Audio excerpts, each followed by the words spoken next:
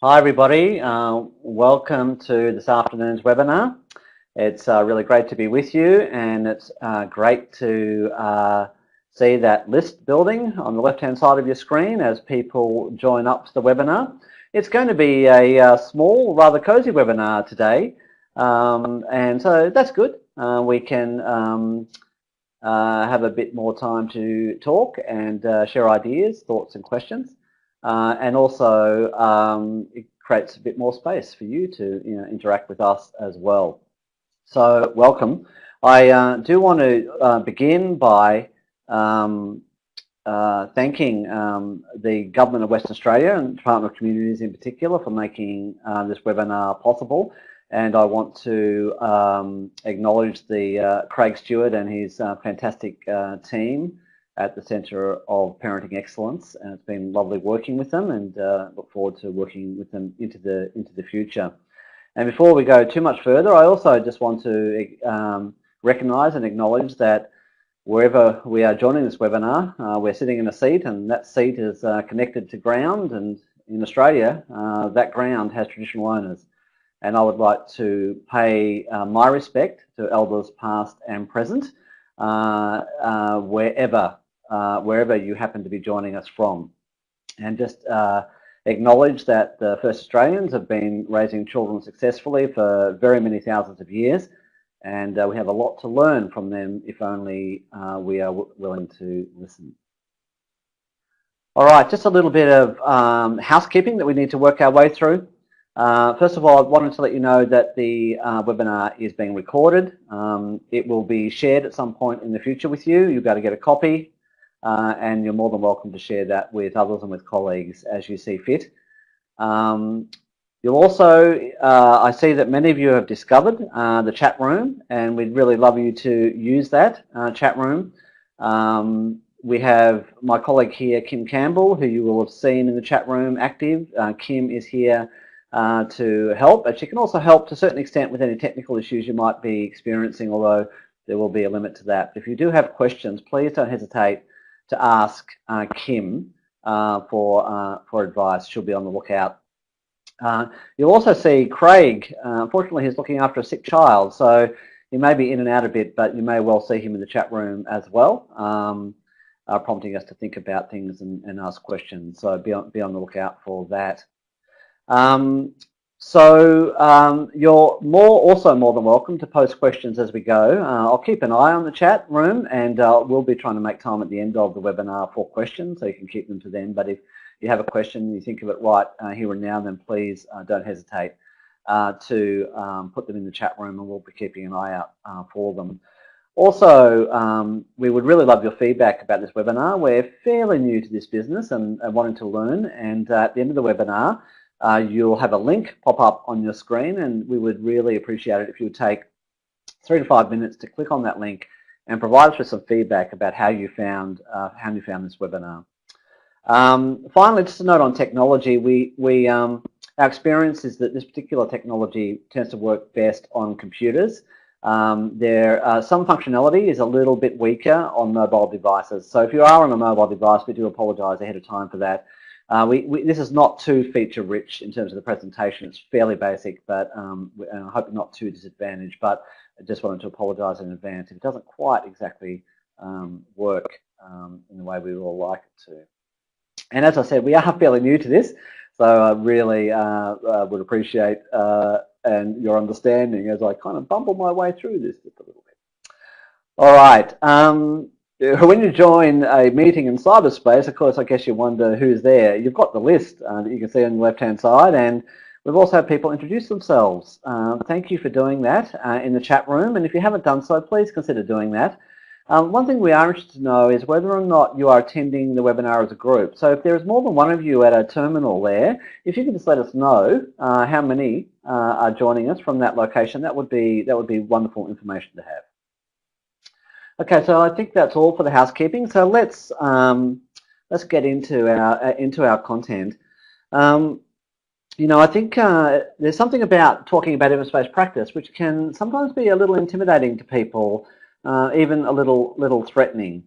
And I've given that a lot of thought over the years about why that might be. I'd like to sort of, over the course of this webinar, make the case for why adopting an evidence-based approach to the way we think and work actually holds the potential for huge reward. After all, everybody from practitioners through to policymakers who work in the kind of area we work in really do want to make a difference in the world, really do want to make a difference to the children and families that we serve. And yet, when we start talking about evidence-based practice, it does raise the prospect of things coming under the microscope, and it can require a slight change of framework. It's very easy to become committed to particular theories, committed to particular ways of doing things, and what the evidence-based practice movement really is asking us to do is to become more committed to results, more committed to having good effect than to our means of getting there. That requires us to hold onto what we do now a little bit more lightly and be willing to change what we do now if it actually shows that or is proven not to be helpful or not to be having the kinds of effects that we would like it to have. So as we sort of navigate through this session, I thought we would cover sort of 4 things. First of all, why talk about the evidence in the first place? Then a little bit about what is evidence without boring you too much on issues to do with epistemology and knowledge, but we will touch a little bit on that. And then I want to sort of unpack what evidence-based practice actually is. And I'll be presenting a way of thinking about evidence-based practice which I think is more inclusive and potentially offers more potential for us as practitioners and policymakers moving to the future. And as part of that, I want to float at least some ideas about the way you, as either a practitioner or a policymaker, can be actively involved in innovation and building evidence, and why it's not just the domain of researchers. So I hope that is content that you might be interested in. I should just stress that this webinar is a version of a masterclass that I conducted in Perth some weeks ago now. So if you actually attended that masterclass, you will have heard most of this content. So I will obviously forgive you if you decide to check out now. But of course you're more than welcome to stay. But we wanted to provide another way of accessing the content because not everybody can get face-to-face, and I notice we do have folks from all over WA joining us who would have found it very hard to get to Perth for a face-to-face workshop. So this is our version of the workshop for folks who weren't able to get there. Okay.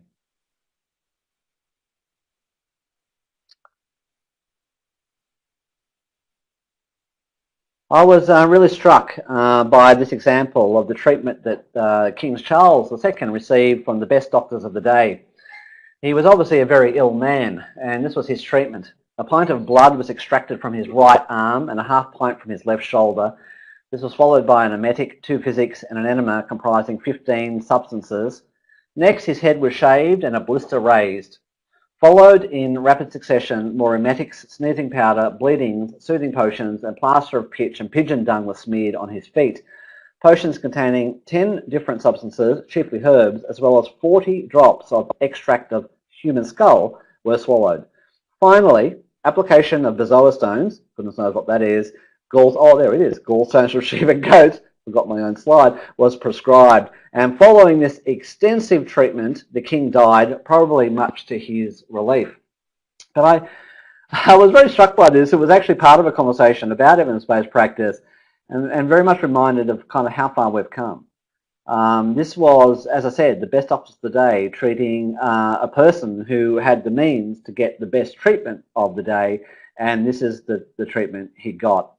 Essentially, the advent of science and the commitment to evidence-based practice has allowed us to move on from this to the point today where we are in a very different position. And I would like to make the argument that we've all benefited greatly from the role of science and the role of evidence across a whole range of domains. For example, this is dental care. Back then, this is probably about 100 years ago. I don't have a date with this, but this is how you used to get your teeth extracted. As you can see, the dental technician of the time certainly had a different kind of job than they do now, but it is kind of barbaric, and it isn't not that long ago. Thankfully now, we can expect a whole new kind of dental care.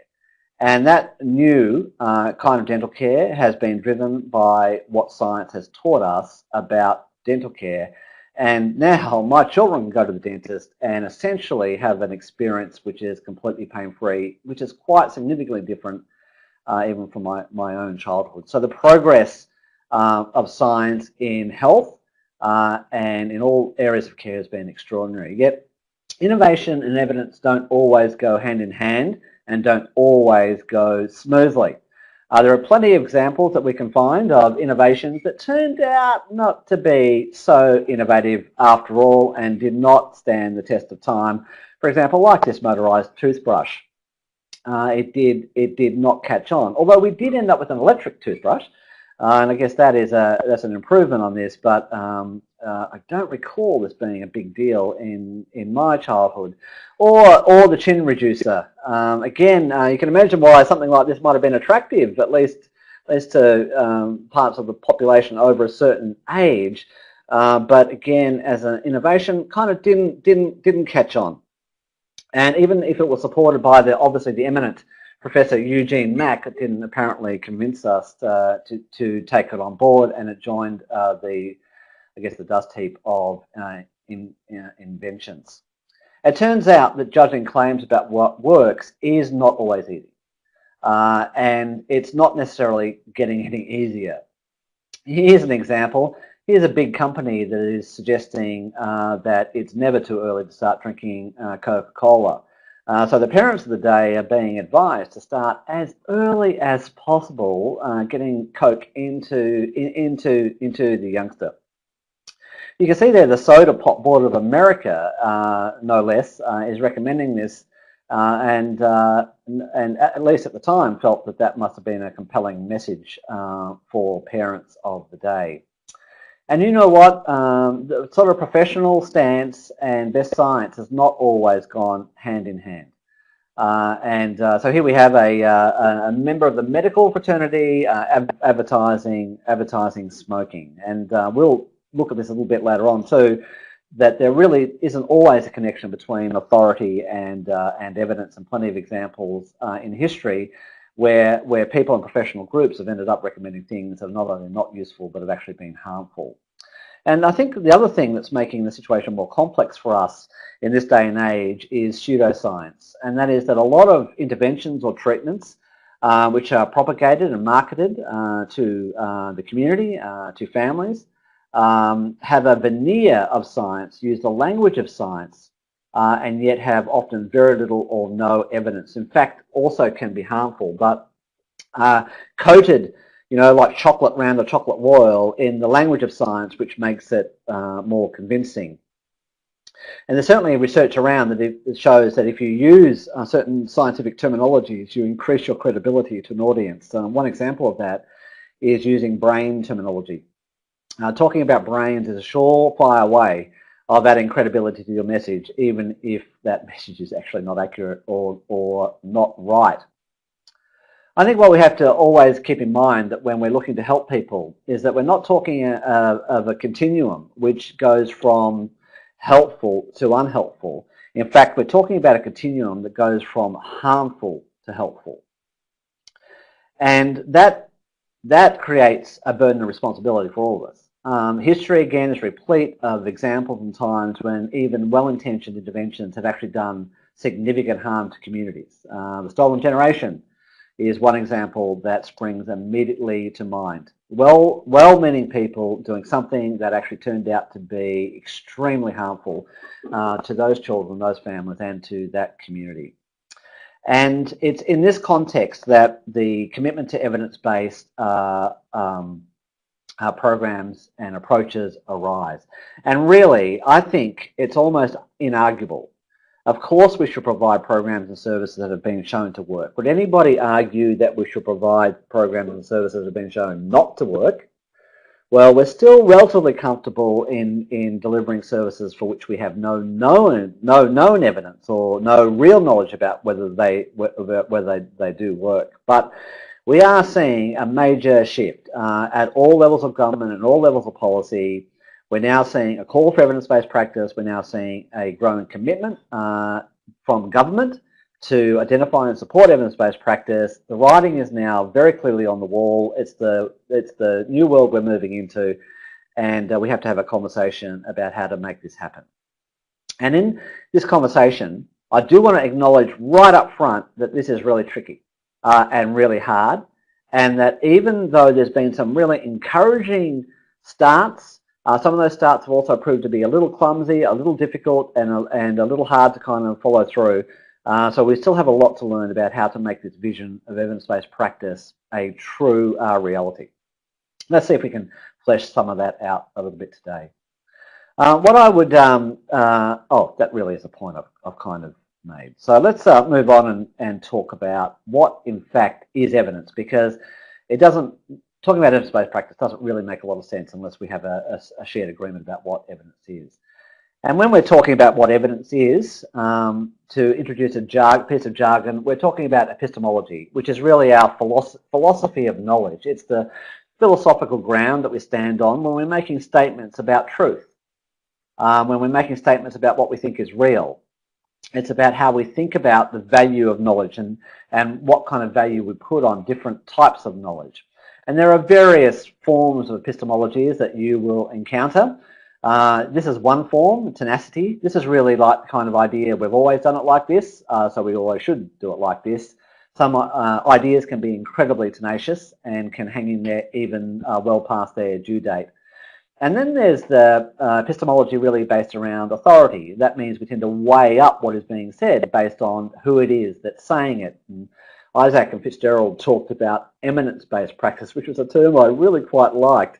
It was like kind of saying we give greater weight because it's an expert who's saying it, rather than actually interrogating it from the point of view of what does the evidence say.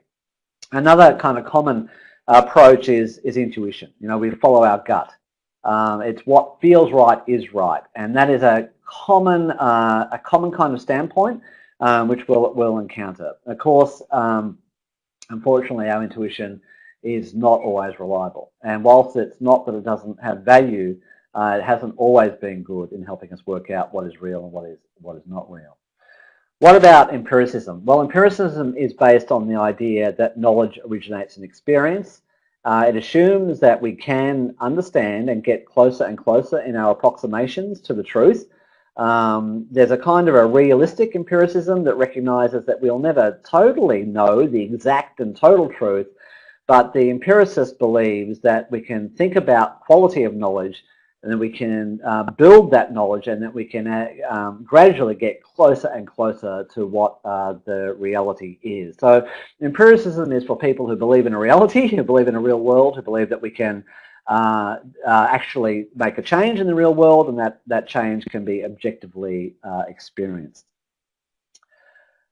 So perhaps I should just apologise if there are any people very wedded to postmodernist philosophy on this webinar, that you may be in for some frustration. I might apologise ahead of time for that. Very much a child of the Enlightenment here. Okay. So if we think about what is the driving value of evidence-based practice, the driving value from my perspective is transparency. And what that means is essentially, and Elaine Gambrell has put this really well, it's a commitment to making explicit what we do to what effect. It's being completely transparent and honest about that. And the other area which it requires some honesty is about how we handle uncertainty and ignorance. And so a true scientific empirical position is very willing to say, we actually don't know. We actually don't have the evidence. It's willing to say to people, it's willing to share with people the degree of uncertainty, as well as to share with them the things that we might have a little bit more confidence in knowing. Okay. Those who pursue an empirical basis then are often, or an empirical approach, interested in evidence then, tend to be focused on a couple of things when they're trying to work out what is real and what is right and what is effective. And this is probably a good point to say that this tradition, this way of knowing through scientific methodology, is particularly suited to certain kinds of questions like, does this work? Does this have the effect that we think it has? It won't always be suited to other sorts of questions like, how does it feel to participate in this program? What's it like to participate in this program? What do you think about this program? The empirical method is not great at finding those answers. It's not great at helping us answer questions like what is important, and it's not great at answering questions like what should mean the most to us, and so forth. There are other ways of answering those questions. One of those ways is a qualitative approach to research. So that it is as another caveat, I'd just like to add that the kind of methodologies I'm talking about at the moment really are more focused on knowing kind of what works. Okay, so from a evidence-based approach, we're interested in things like validity and reliability. That is the thing that we're interested in, can we measure that in a valid and reliable way? Because if we can't measure it in a valid, reliable way, we don't know whether or not we've made a difference.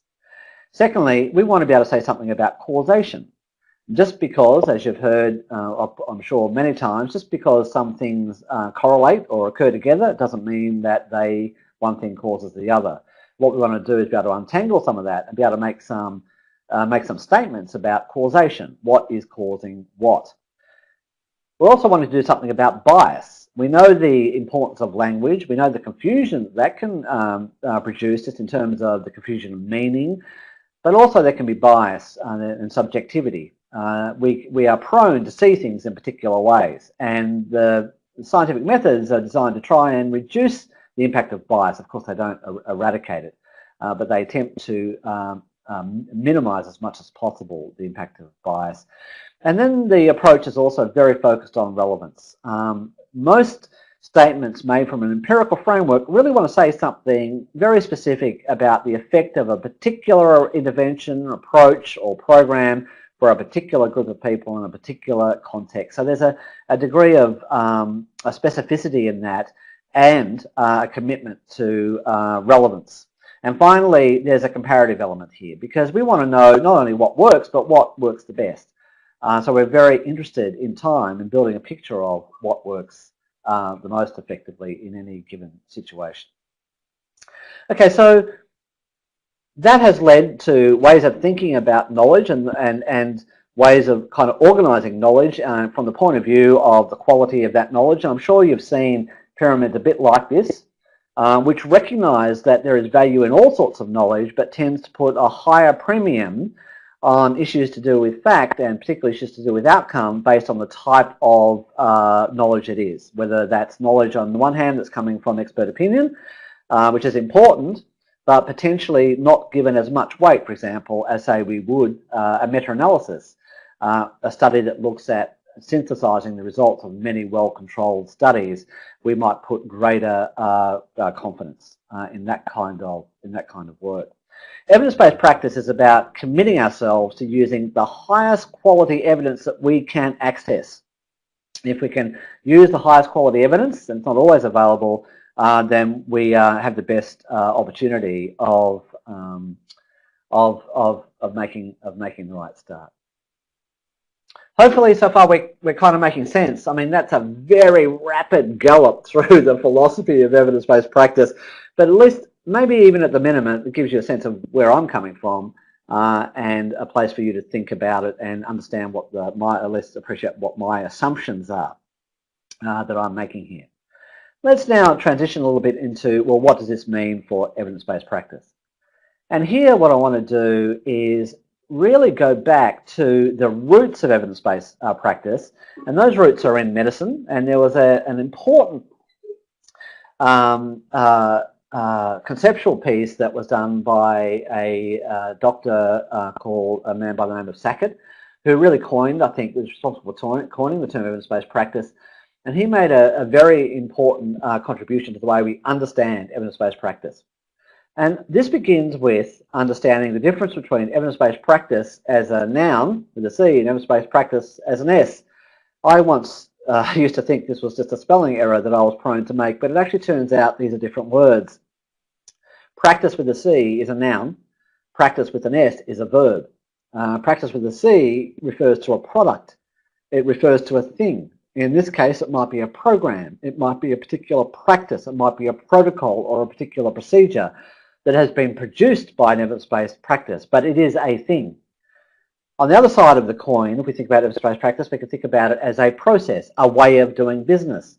And in this way of doing business, it combines three things. It combines the best available evidence with practitioner skill and know-how and client values and preferences.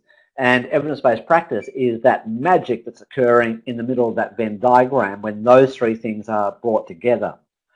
In this more systems way of thinking about evidence-based practice, we're really seeing the key role of practitioners being really clearly supported here. That there is a role for practitioners to help their clients access and apply the knowledge which is available to them, but apply it in such a way as it fits with their particular values and preferences. Now, I'm going to be making an argument that in parenting work in particular, we have seen an overemphasis on practices and programs, or evidence-based practice with a C, and an underemphasis on evidence-based practice as a process with an S. So let me just explain a little bit about what I mean there. If we think about evidence-based practice with a C as a noun, there are certainly some significant advantages to this. First of all, let's put them on the table. Having a well-designed program that we can deliver helps us to deliver an intervention with a high degree of quality and often fidelity. It's a great way of resourcing and building skills. It's a great way of sharing technologies across professional boundaries. It's a great way of, I think I might have said, did I say this? Ensuring quality control so that the kind of people who come into a program get a similar kind of offering at a similar kind of degree. So there are lots of advantages. But there's also problems.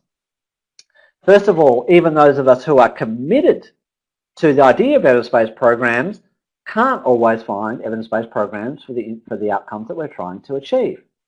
And the idea is not just to choose programs that have evidence. What we really need to be doing is choosing approaches that address the actual need. And we start with the need, the outcome that we're looking for, and then we have to find what is the best way of approaching. And we start with the need, the outcome that we're looking for, and then we have to find what is the best way of approaching that. And in many occasions, there simply is not a program that exists. Another problem is design. Unfortunately, many evidence-based programs that have been identified as evidence-based, have been designed in research settings. And when it comes to implementing them in real-life conditions, we can often face significant challenges. Many services, for example, are not well equipped, for example, to run groups. And yet very many parenting programs are actually set up to be delivered in groups. And the design of a program can become quite a significant barrier to its uptake, its use, and can present quite a significant implementation challenge. How do you get quality? How do you get consistency? How do you keep people trained? There are so many issues that come up when we're trying to implement programs. Now, in many instances, it's worth it. In others, it just becomes very, very difficult. Here's another problem: specificity and proliferation. Programs tend to be very focused around particular narrow sets of outcomes. And that creates real challenges for administrators and organizational managers and policymakers. What do? Do they implement a dozen programs? Do they implement 24 programs with all the implementation burden that requires? Do they have to teach all of their staff all of these programs? How do they organize the delivery of these programs to their clients? And what about when clients have more than one issue, as they typically, in fact, you'd almost say generally do? They don't always slip easily into the target group of a program. And so we have this challenge often with kind of mix and match programs to presenting needs, unlike what researchers face when they go and recruit a heterogeneous population with a very similar kind of problem. And then, as I mentioned earlier, there is a problem because evidence claims around programs are quite difficult to assess. And in fact, you will see it almost every program now. People are talking about evidence, and evidence-based is being thrown around as a term left, right, and centre. When you look more deeply, sometimes that evidence is not so strong. But we're now seeing the kind of term and language around evidence now becoming part of sometimes the marketing strategy of a program, and working out what is true evidence and what is hype can be somewhat challenging, particularly for a busy practitioner or policymaker trying to work out what's right and what's not. I think at least part of the solution here is moving towards a more inclusive and more expansive conceptualization of evidence-based practice. And so let's see if we can unpack what that might look like. I think the key is to genuinely embrace this idea of evidence-based practice as a process, as a way of thinking, as a way of working, as a way of improving what we do. I think we need to start to think differently about programs. I think we need to start to think about programs in more creative ways. Here's an example. This is work done by a guy called Lipsey in the US, and he was working in the area of juvenile justice. And what he pointed out was that proprietary programs, those programs that become well known, strongly branded, and have a high level of awareness, are typically members of a class of a broader range of programs.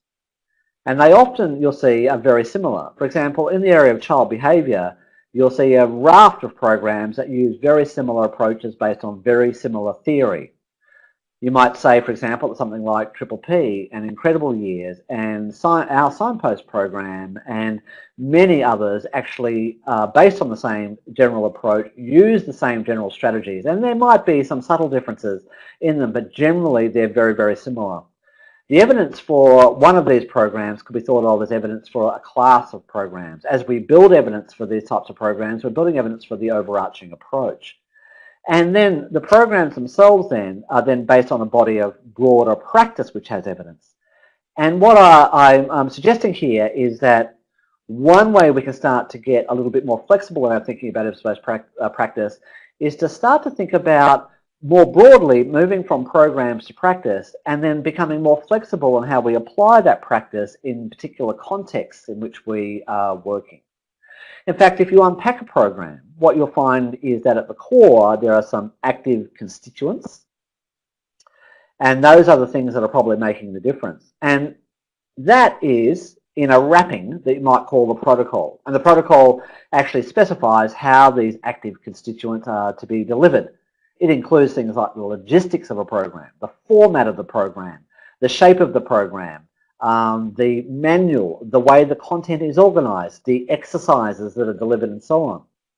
We need to be really careful that we don't throw out the active constituents, but protocols could be modified to better suit local conditions and local circumstances.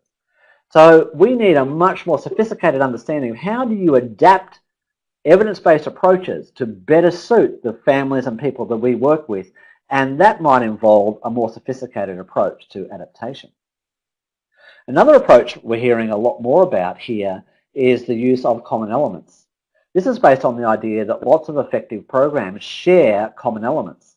And when you look at the literature or body of literature around a particular thing, then what you'll see is the effective approaches showing up. Here's an example of some common elements of effective approaches to working with adult trauma survivors. These are all features of programs that have proven to be important in effective programs. Here's another example. This is one to do with juvenile justice. And Lipsey and others analysed the literature here, and what they found was that programs that had the features to the right of the graph were more effective than approaches that had features to the left. And so, for example, an intervention which is all about deterrence, scaring kids straight, other things like that, tended to be ineffective and in fact even often made things worse. Whereas approaches that had strong skill building elements were more effective. Analysing literature in this way, I think, gives policymakers and practitioners greater flexibility in thinking about how they design their approaches and their programs. All right. Okay, so again, hopefully I see lots happening in the chat group. That's really good. I'll be caught up with any questions soon and I'll get to them. So I want to kind of finish off my content piece a little bit by talking about how we as policymakers and practitioners, how we can contribute to the evidence building process. And I think maybe one way to start to think about this is to start to think about what we actually have. And I think the idea and the values of continuous quality improvement do hold a lot of promise for the way we think about evidence-based practice. Instead of what is typically going on at the moment, which is this kind of let's pick evidence-based interventions and then implement them, sometimes in environments for which they were not designed, and sometimes absolutely correctly or effectively. But another approach is to say, how about we begin with what we've got, and how about we begin to use evidence and an evidence-based approach to improve the effectiveness of what we currently do. All right, so there is a model that the Parenting Research Centre has started to use that we've been really impressed by and we think holds a lot of promise for people both in the field and policymakers as an evidence-building approach or evidence-building activity. This approach we learnt from Funnell and Rogers, and I'd really recommend their book on program theory approach to evaluation. And we're finding this model really helpful in working with agencies who want to begin with where they're at and want to, though, improve their effectiveness by both consistently using evidence and then also building and contributing to the evidence base. What it begins with is a process we have called precision program design. And precision program design requires that we get very precise about what we're trying to achieve and how we're going about trying to achieve that. So it begins by getting great clarity around what are our intended outcomes. And by intended outcomes, we mean what are the results or benefits that we're looking to achieve for the target group that we're focused on. What benefits do we want in the case of parenting? What benefits do we want for children? And by the way, I say that very deliberately. Parenting work is about improving outcomes for children. And we always, in parenting work, we begin with what child outcome are we trying to shift here? Is it about safety? Is it about stability? Is it a health outcome? Is it a social, emotional outcome?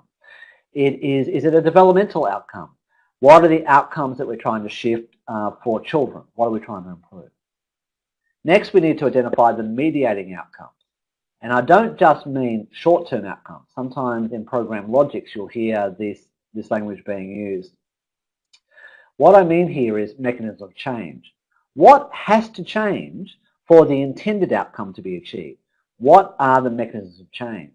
In parenting programs, those mechanisms will often be parenting factors. And generally speaking, there will be two categories of mediating outcomes.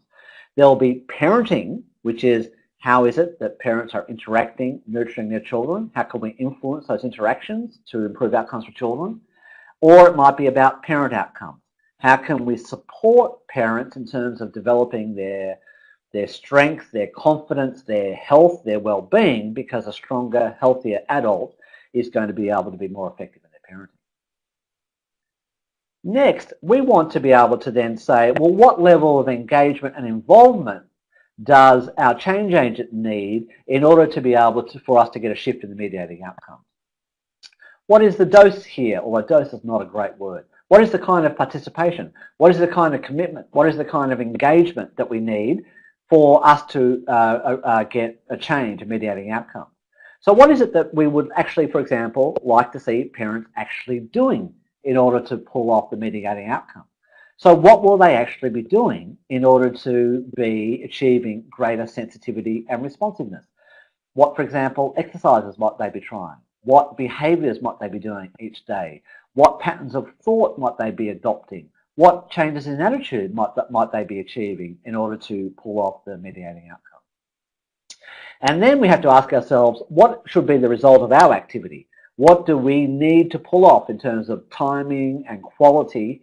What are we trying to achieve? That might be something like an increase in knowledge. It might be something to do with helping a parent gain insight. It might be something to do with the quality of learning experience that we provide them. There'll be some features of what we are doing that our program logic, if you like, or our outcomes map will tell us is important if we're going to get the engagement outcome, get the mediating outcome, and get the intended outcome. We call this first step program analysis or outcome mapping. It's about getting clarity about how we think what we do works. The next step is evidence analysis. When we interrogate the evidence, is there evidence that suggests that the mediating outcomes that we're suggesting do result in the intended outcome? Is there evidence to suggest that the engagement outcomes we've identified do result in the mediating outcomes? What does the existing research tell us about that? What we're looking for is at least some evidence that there is these connections. Otherwise, we're looking at something very, very experimental. But if there is evidence for these connections, then we can be more confident in going ahead with our approach or our program.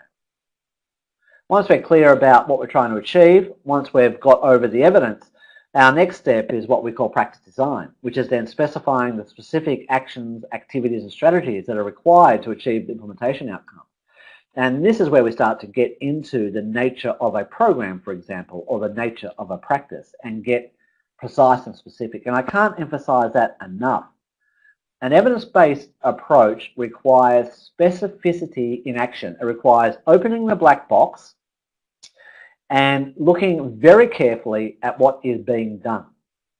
What is actually being done, as opposed to what we think might be being done, what we'd like to have done.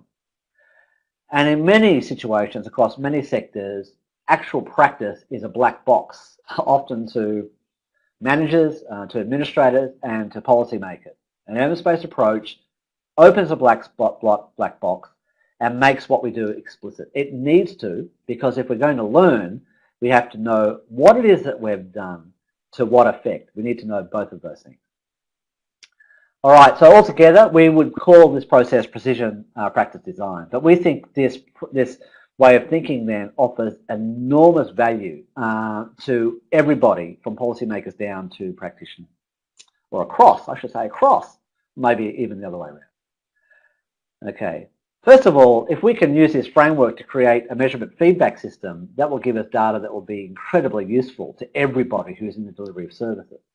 Knowing whether or not we're achieving our outcomes, knowing whether or not we're actually hitting those mediating outcomes, knowing whether or not we're actually achieving the engagement that we need to achieve, and then knowing about the quality of our program delivery are all important pieces of information. Those pieces of information can come together and form the basis of a continuous quality improvement approach.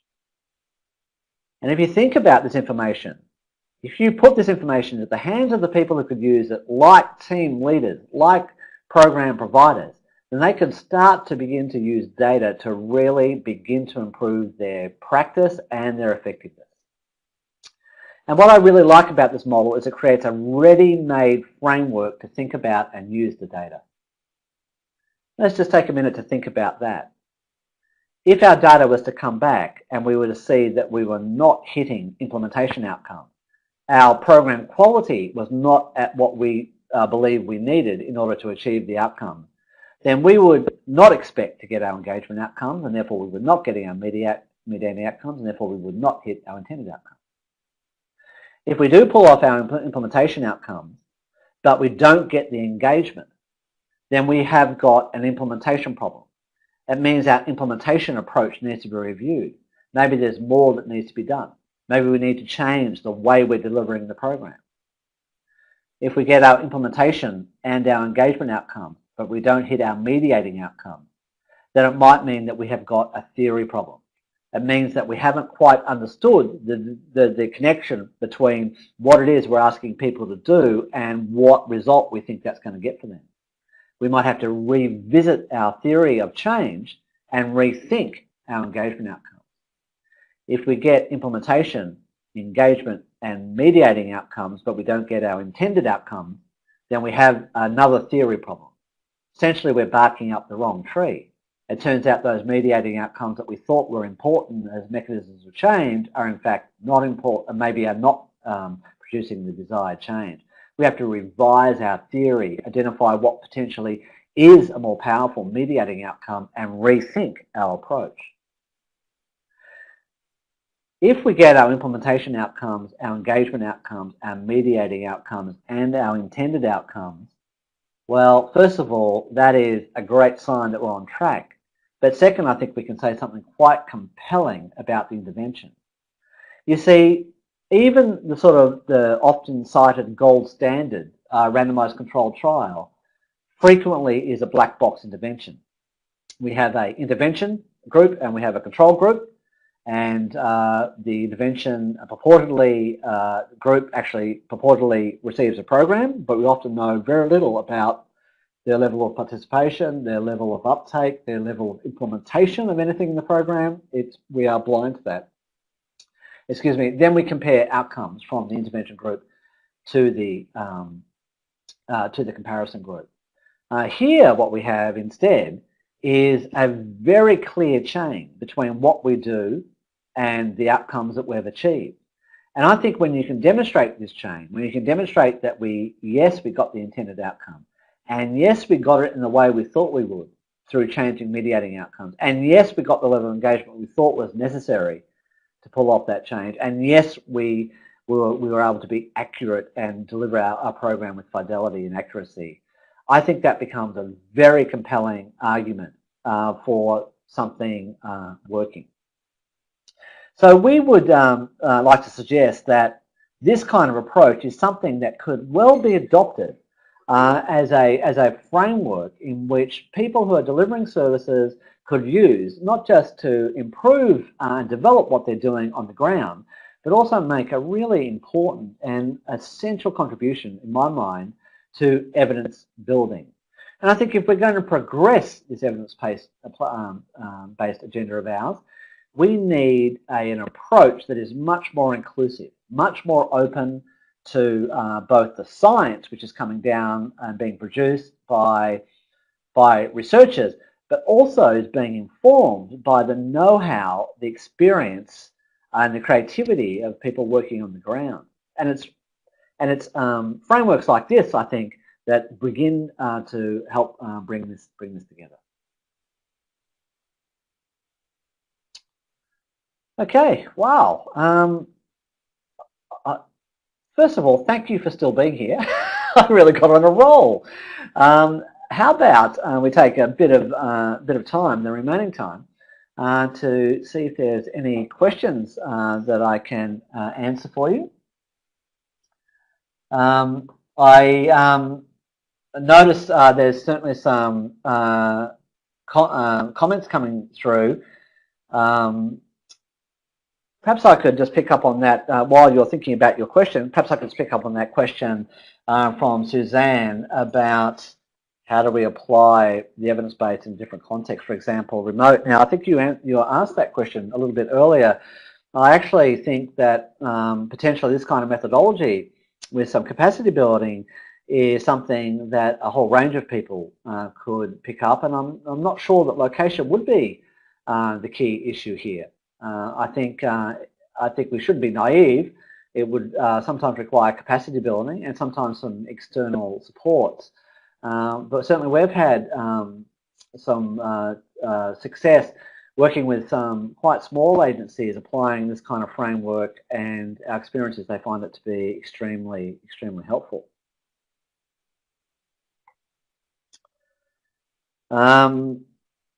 Let's just pick up a question from Diane. In this model, how do we check for unintended outcomes?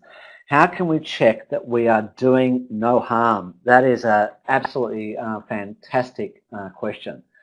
And I think what Diane is actually pointing out is that frequently when we are looking at the results of evaluation and scientific studies, the focus is on, did we achieve a shift in the positive outcome that we're seeking?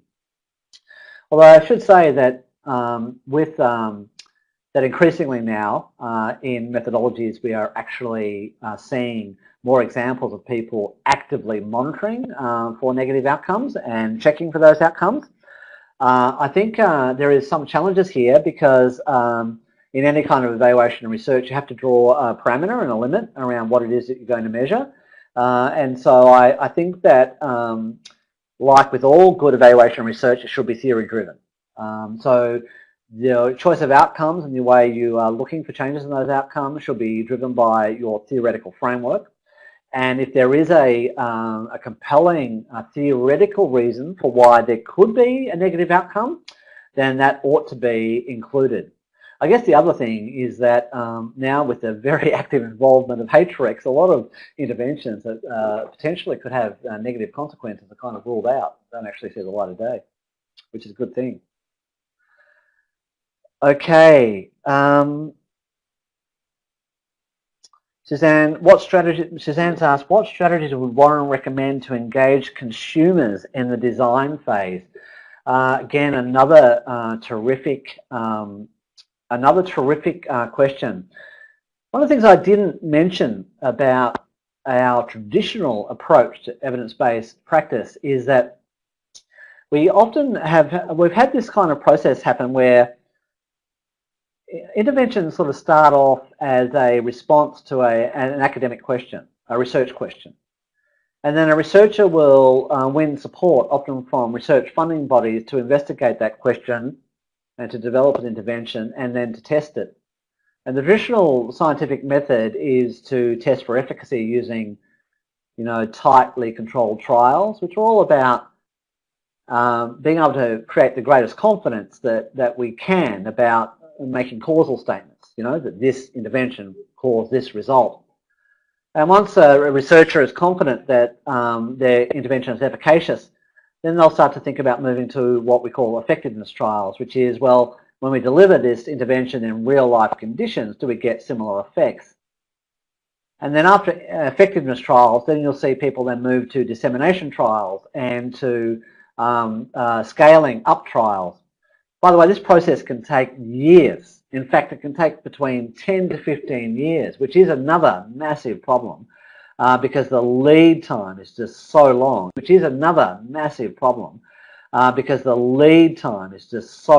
and science moves so quickly in the meantime.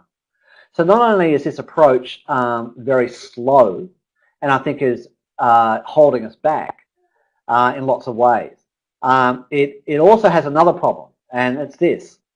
This process has produced many interventions which are efficacious but essentially and effectively useless. I mean, if an intervention cannot be delivered on the ground, if it can't be sustainably delivered, then there's almost no point in testing it and evaluating it. If we can't sustain it, if we can't deliver it, what is the point? I think there is a lot to be said for turning that process around. To start with feasibility. Start with determining whether something is feasible. Could an approach be feasibly delivered? And then if it proves to be feasible, is it attractive to consumers? Do people use it? Do people come? Can agencies deliver it? Okay, does it make sense in that context? If we can establish that, then we move to establishing whether it's effective by adding different and higher levels of evaluation. And then ultimately, how about we work with researchers around a controlled trial to really establish efficacy?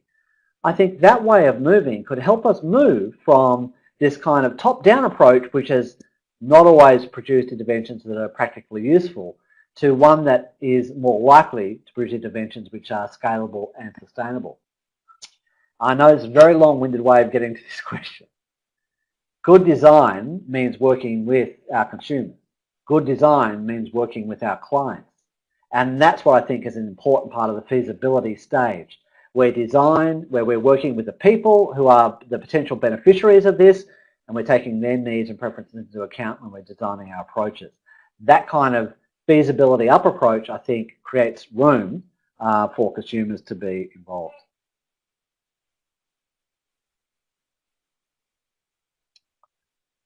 Okay. We're going there, Kim. Have I missed anything here in terms of questions? We have just maybe time for a couple of questions if you can type fast. Otherwise, we're almost ready to wrap this up, I think.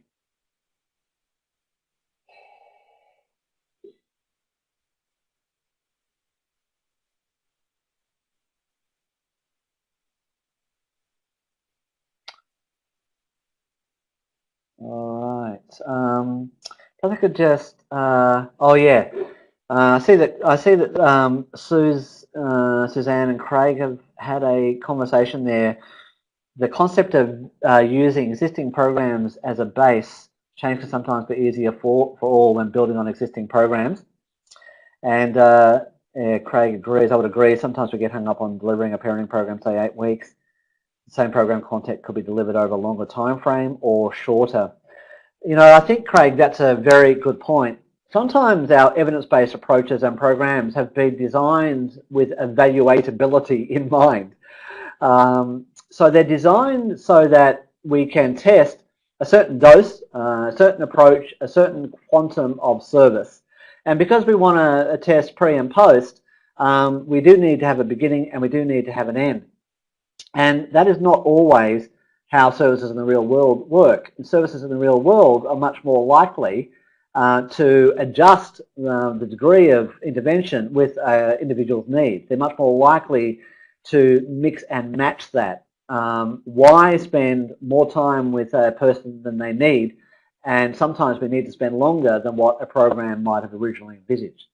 So I think this is one of the reasons why we're getting very excited about the idea of beginning to move an emphasis from programs to practice.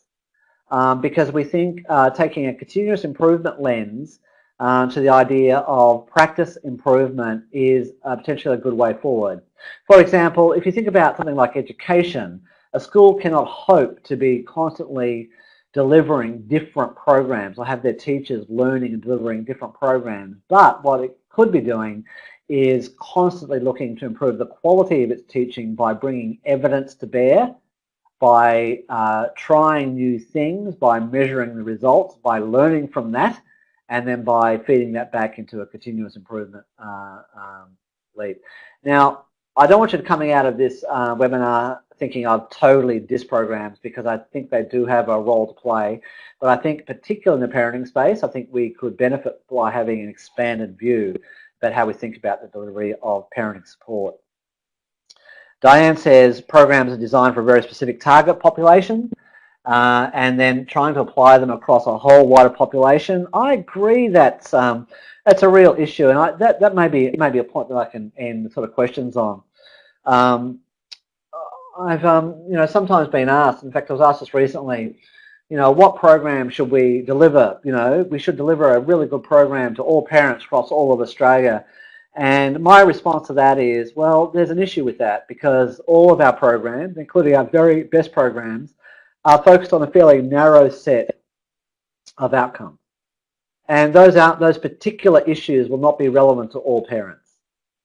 And so choosing an omnibus approach is kind of not going to work, because what we need to do is tailor the parenting support to the challenges and issues that a parent is actually experiencing.